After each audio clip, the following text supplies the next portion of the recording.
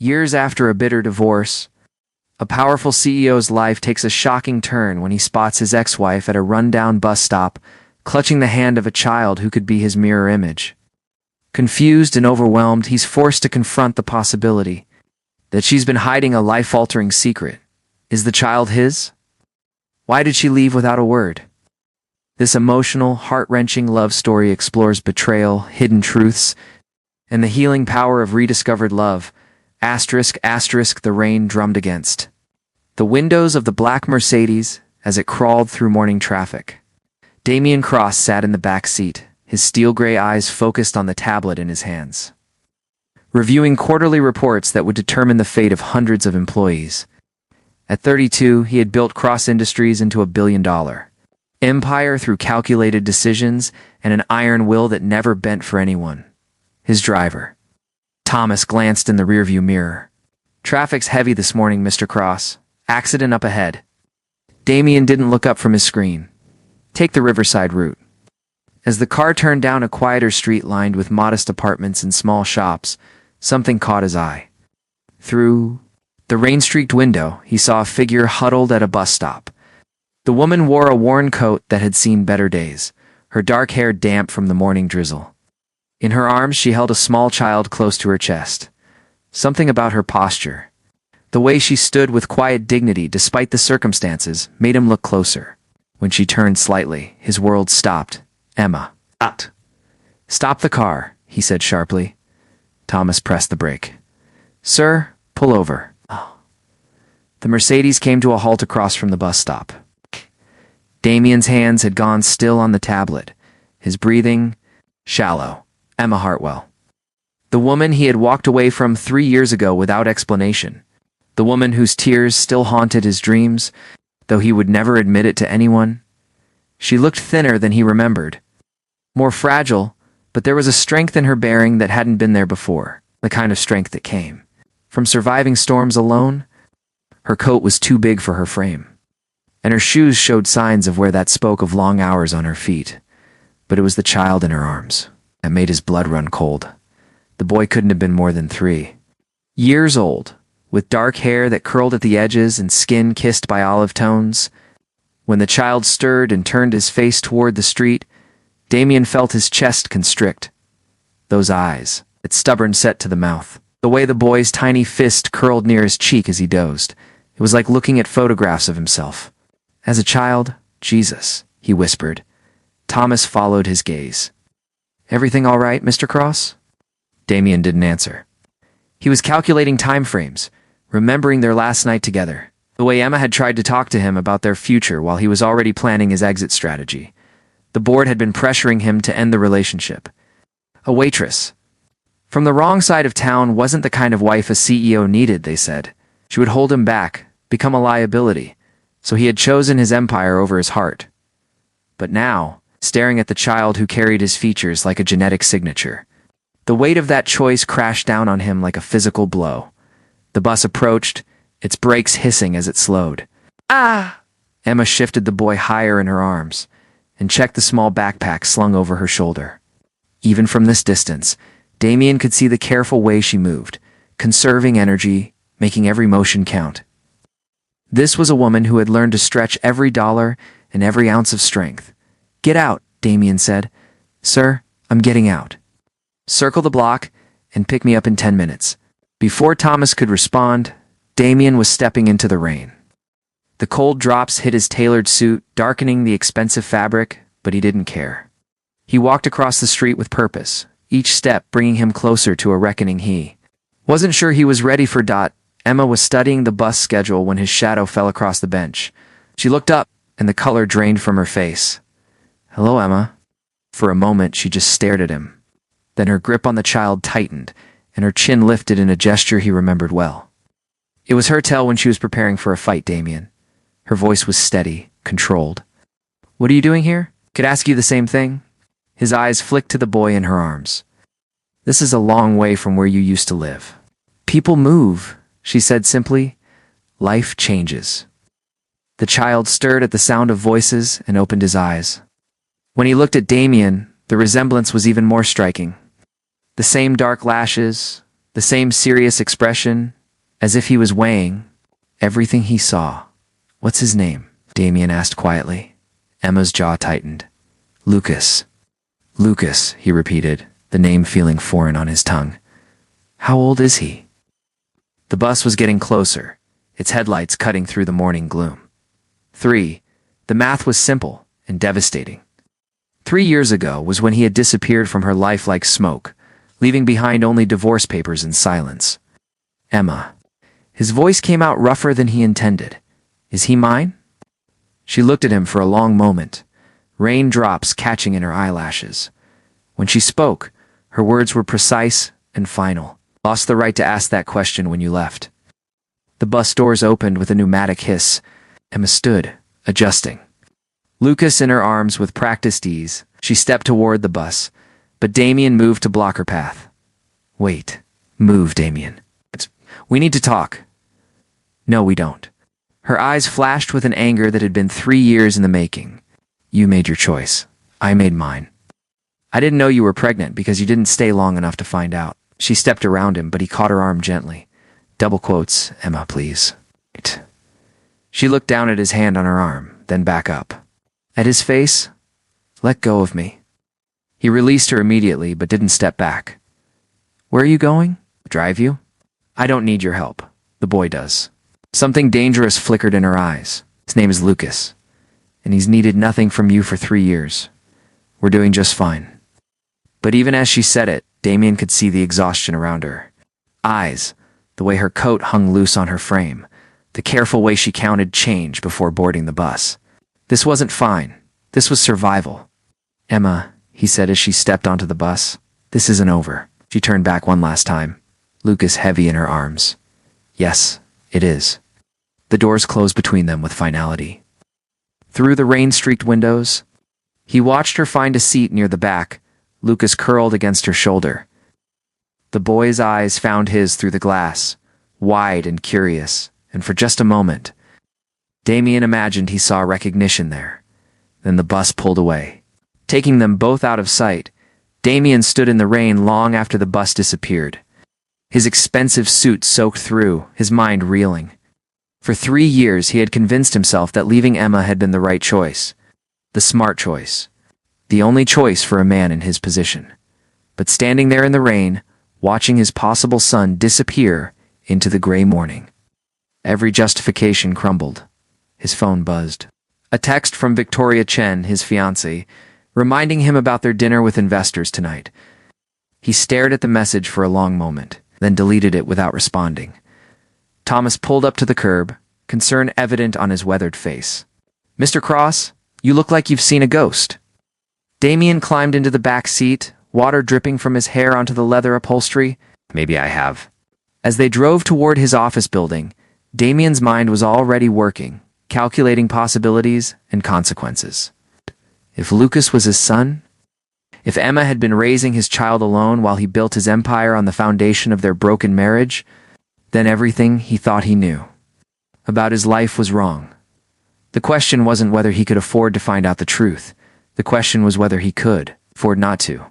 His reflection stared back at him from the window, but all he could see was a 3-year-old boy with his eyes, sleeping peacefully in the arms of the woman he had lost, the woman he was going to get back, no matter what it cost him. The private investigator's report landed on Damien's desk 48 hours later, thick with photographs and documents that painted a picture he wasn't prepared to see. Emma worked 3 jobs, morning shifts at a medical clinic, afternoon hours at a daycare where Lucas could stay with her, and weekend cleaning at an office building. Her apartment was a studio in a neighborhood where sirens were the nightly lullaby. Victoria Chen swept into his office without knocking, her designer heels clicking against the marble floor. At 29, she was everything the board wanted. And a CEO's wife, connected, polished, and ambitious, her father owned half the restaurants in the city, and her social connections had already opened doors for cross-industries. "Darling, you missed our dinner last night," she said, perching on the edge of his desk. "The Yamamoto deal won't close itself." Damien barely looked up from the photographs of Emma, pushing Lucas on a rusty playground swing. Something came up. "Victoria?" Followed his gaze, and her expression hardened. "Who is she?" someone from my past, and the child. Damien closed the file slowly, possibly mine. The silence that followed was arctic. Victoria's perfectly manicured fingers drummed against the desk. I see. And what do you plan to do about this situation? Find out the truth. The truth. Victoria laughed, but there was no humor in it. Darling, you're about to close the biggest merger in your company's history. You're engaged to be married. The last thing you need is some desperate woman crawling out of the woodwork with a sob story and a convenient child. Damien's eyes went cold. Watch your tone. I'm being practical. Pay her off. Set up a trust fund if you must. But don't let her destroy everything you've built. Before Damien could respond, his assistant knocked and entered. Mr. Cross? There's an Emma Hartwell here to see you. She doesn't have an appointment, but she says it's urgent. Right. Victoria's eyes flashed. How convenient. Send her in, Damien said. Damien. No, let me handle this. Victoria stood, smoothing her skirt, woman to woman. Emma entered the office with Lucas on her hip. Taking in the floor-to-ceiling windows and expensive artwork with carefully controlled composure, she wore clean jeans and a simple sweater, her hair pulled back in a practical ponytail. Next to Victoria's designer perfection, she looked ordinary. But there was something in her bearing, a quiet strength that made Victoria's polished beauty seem brittle by comparison. Miss Hartwell, Victoria said before Damien could speak. Victoria Chen, Damien's fiancée. I understand you have some concerns about my future husband. Emma's eyes flicked to the engagement ring on Victoria's finger, then to Damien. Something shifted in her expression. Congratulations, I didn't know. The wedding is next month, Victoria continued smoothly. Now, I'm sure whatever misunderstanding brought you here can be resolved quickly and quietly. Lucas squirmed in Emma's arms, reaching for a glass paperweight on the coffee table. Emma shifted him away from it, the movement automatic and protective. There's no misunderstanding, Emma said quietly. I came to tell Damien that I don't want anything from him. It's no money, no help, nothing. I just want him to leave us alone. Damien stepped forward. Emma, we need to talk. Privately. No, Victoria interjected. Whatever you have to say can be said in front of me. We're going to be married. We don't keep secrets. Emma looked between. Then settled her gaze on Damien.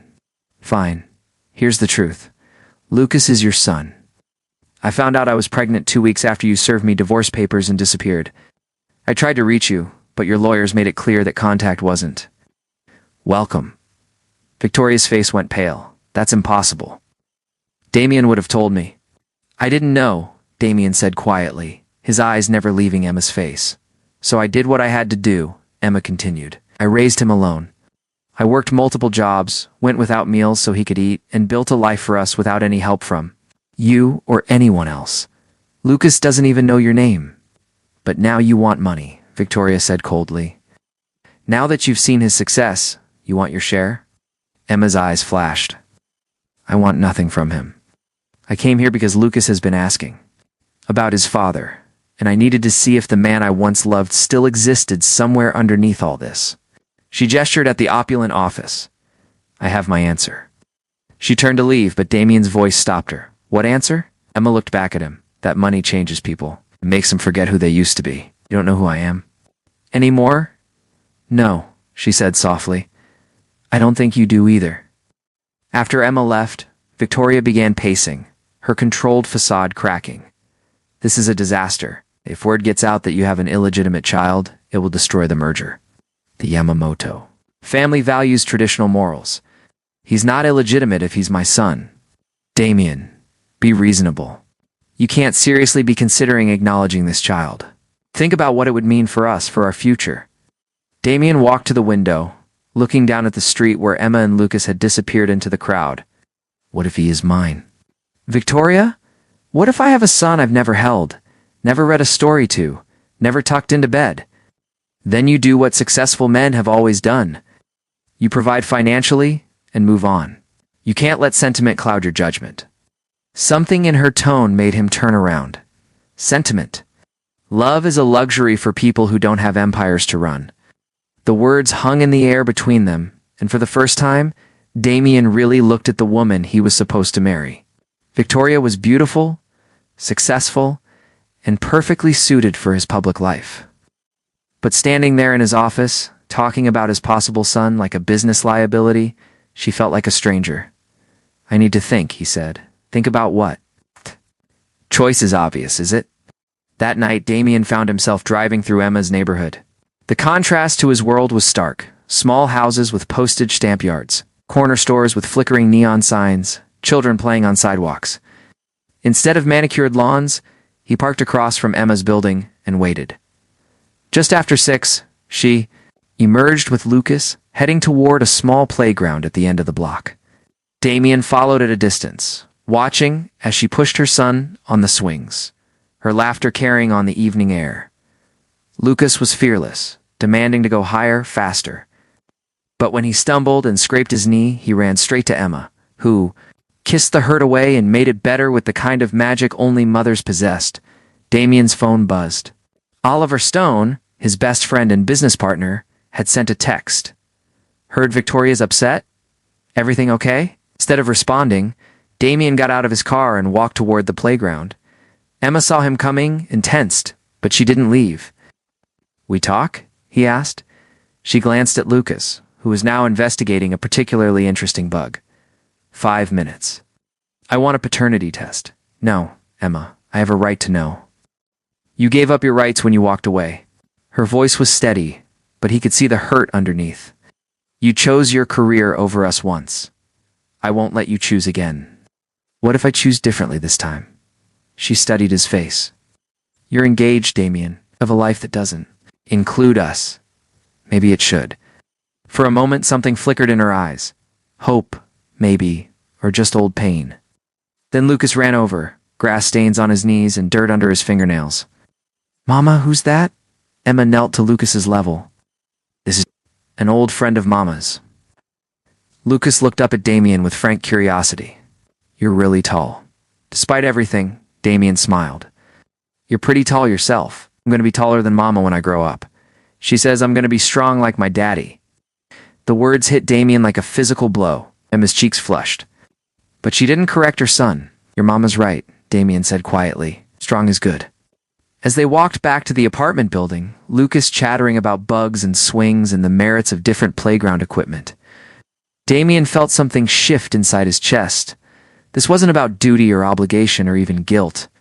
This was about a little boy who deserved better than a father who was too afraid to fight for him at the building's entrance. Emma turned to face him. "Damien, please, don't make this harder than it has to be. What if I broke my engagement?" The question hung between them like a challenge. Emma's eyes widened, then filled with something that looked dangerously like tears. "You won't," she said. "Softly, men like you don't give up their empires for women like me." "Maybe you're wrong about men like me. Prove it." The next morning, Damien called Victoria and asked her to meet him for breakfast. She arrived perfectly put together as always, but there was tension in her smile. "Have you come to your senses?" she asked, settling into her chair at their usual table. "I'm calling off the engagement." Victoria went very still. "Excuse me, it's over. Victoria, I'm sorry. Because of her?" The word came out like poison. "Because of some woman who's clearly trying to trap you. Because I don't love you." It's the brutal honesty of it silenced her for a moment. Then her mask slipped completely, revealing the calculating woman underneath. "You're making a mistake. Without me, without my family's connections, the Yamamoto deal falls apart. Your stock price will tank. The board will lose confidence. Then I'll rebuild." For what? For some fantasy about playing house with a waitress and her bastard child? Damien stood slowly. "Don't ever speak about them that way again." Victoria's laugh was sharp. "Look at you, the great Damien Cross, willing to throw away everything. For a woman who won't even let him near his own son? You're pathetic." As Damien walked away, he felt lighter than he had in years. The law office smelled like leather and old books, its walls lined with legal volumes that seemed to judge everyone who entered.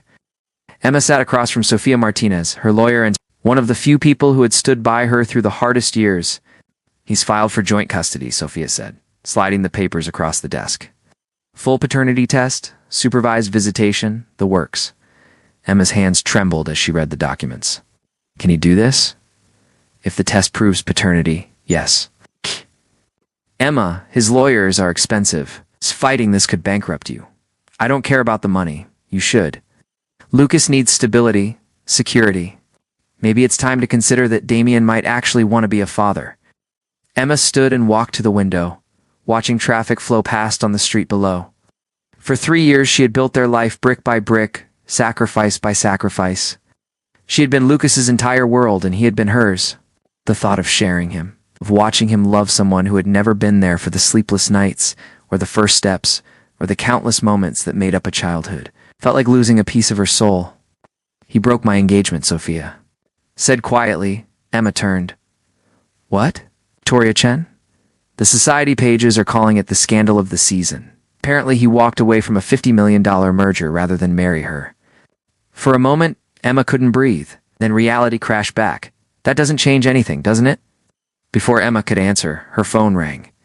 It was Grace, her sister. Emma, you need to get to Lucas's daycare. Now. Emma's blood went cold. What happened? Just go. I'll meet you there. Emma raced across town, her heart pounding. She burst through the daycare doors to find Lucas sitting in the director's office, tear tracks on his cheeks.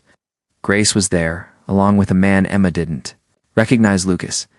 Emma swept her son into her arms. Baby, what happened? The mean man scared me, Lucas whispered against her neck. Emma looked up sharply. What mean man? It's the daycare director, Mrs. Patterson, wrung her hands. A man came asking about Lucas. He had official-looking papers, said he was conducting a family evaluation. When I asked for proper identification, he became aggressive. The stranger stepped forward, offering a business card. Ms. Hartwell, I'm Detective Brandon Mills. The man who is here works for a private investigation firm. We believe he was hired to gather information about your family situation. By whom? Before anyone could answer, Damien appeared in the doorway. He took in the scene immediately. Lucas clinging to Emma, the worried faces, the tension thick in the air. What's going on? He asked. Your investigators scared my son, Emma said coldly. Damien's expression darkened. I didn't hire any investigator. Detective Mills consulted his notes. The man identified himself as working for Chen Investigations, said he was gathering information for a custody case. Victoria, Damien said quietly. Emma's eyes widened. Your ex-fiancé hired someone to spy on us. Doesn't speak for me. Damien moved closer, but Emma stepped back protectively. Stay away from us, Emma. Please let me fix this. You've done enough. Lucas lifted his head from Emma's shoulder and looked at Damien with wide, frightened eyes. Are you the mean man? The question hit Damien like a physical blow. He knelt slowly, bringing himself to Lucas's eye level. No, buddy. I'm not the mean man, and I promise, the mean man won't bother you anymore.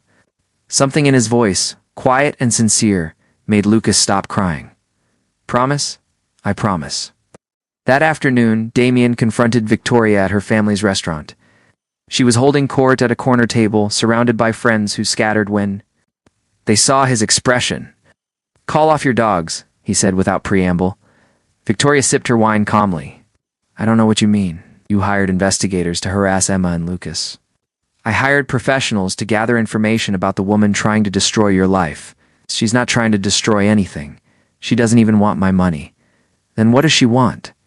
Damien studied the woman he had almost married, seeing her clearly for the first time.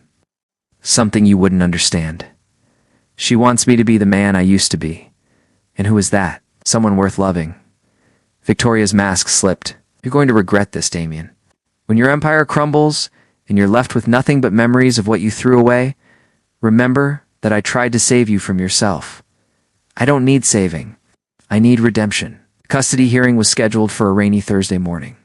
Emma arrived early, Lucas holding her hand as they walked up the courthouse steps. Damien was already there, standing under the awning, looking more nervous than she had ever seen him. He said as they approached, Can we talk? Before we go in, she hesitated, then nodded. Grace took Lucas to the children's waiting area, while Emma and Damien found a quiet corner. I know you don't trust me, he began. I know I gave you every reason not to, but I want you to know that I'm not doing this to hurt you or take Lucas away from you. Then why? Because I love him already. I think I never stopped loving Emma's breath caught. Damien, I know it's too late for us. I know I destroyed that. But maybe it's not too late for me to be the father Lucas deserves. Before Emma could respond, Sophia appeared. We're up. Judge Patricia Wells was a woman in her 60s with kind eyes and a no-nonsense demeanor. She reviewed the case files while both sides presented their arguments. Ms. Hartwell, the judge said finally, you've done an admirable job raising Lucas alone. The court recognizes your dedication and sacrifice. Emma held her breath. Mr. Cross, the paternity test confirms that you are Lucas's biological father. However, your absence from his life for the first 3 years cannot be ignored. Damien nodded solemnly. It said, I believe children benefit from having both parents in their lives when possible. I'm ordering supervised visitation to begin immediately, with the goal of transitioning to joint custody if Mr. Cross proves himself capable and committed. Emma felt the world tilt. It was fair, but it still felt like losing. Outside the courthouse, Damien caught up with Emma as she was buckling Lucas into his car seat. Emma, wait. She turned, tears in her eyes. What now? Marry me. The words hung in the air between them. Emma stared at him in shock. Not for the custody arrangement, he continued quickly. Not for convenience or appearances. Marry me because I love you. Because I loved you 3 years ago, and I was too afraid to choose you over everything else. Because I want to spend the rest of my life proving that I'm worthy of you and Lucas. Damien, you don't understand. Not the same person. I can't be the naive girl who believed in fairy tales. I don't want her back. I want you. The woman who raised my son alone. The woman who worked 3 jobs and never complained. The woman who built a life from nothing and made it beautiful. Lucas looked between them with the wide-eyed curiosity of a child sensing important adult conversation.